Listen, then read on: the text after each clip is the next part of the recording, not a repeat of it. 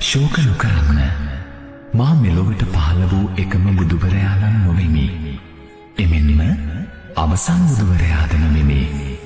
මේ මහා භද්‍ර කල්පය තුළම තවත් එක් බුදුවරයෙකු පහළ වන්නේය.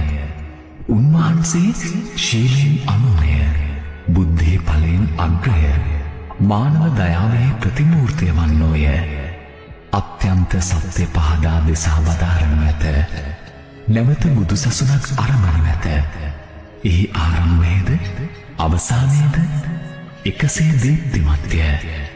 උන්වහන්සේ මනා පැවතුම් ඇති සපුරා පූජනීය වූ ශාස්ත්‍රූවරයෙකි.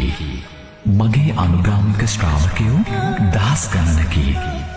එහෙත් මේ භද්‍ර කල්පයෙහි අවසන් බුදුවරයාගේ අනුගාමික ප්‍රජාව අසීමිතය, අනන්තය, අසංඛ්‍යය. උන්වහන්සේ මෛත්‍රී බුදුරදුන් ලෙස දතය.